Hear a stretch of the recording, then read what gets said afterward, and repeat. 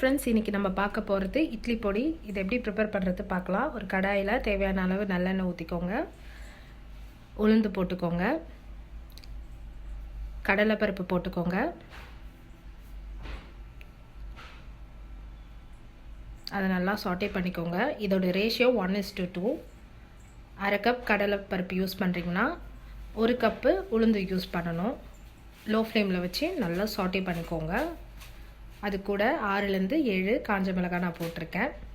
தேவையான அளவு கருவேப்பிலை போட்டுக்கோங்க. சில பேருக்கு கருவேப்பிலை ஃப்ளேவர் ரொம்ப பிடிக்கும். நீங்கள் தேவைப்பட்டால் அதிகமாகவும் சேர்த்துக்கலாம்.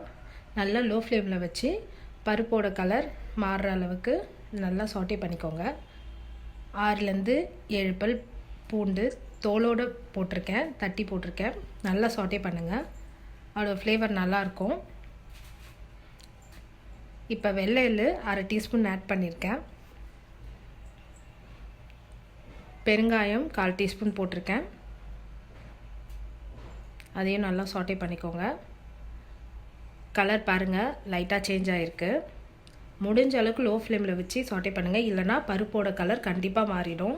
இப்போ பாருங்கள், நல்லா கலர் சேஞ்ச் ஆகிருக்கு. இப்போ நம்ம அதை பொடி பண்ணிக்கலாம். தேவையான அளவு உப்பு போட்டு நல்லா பொடி பண்ணிக்கோங்க. கொஞ்சம் குறைன்னு இருந்தால் சாப்பிட்றதுக்கு நல்லாயிருக்கும்.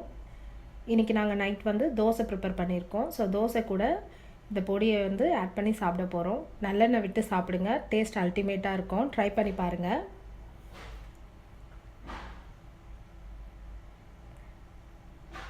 Thanks for watching our channel.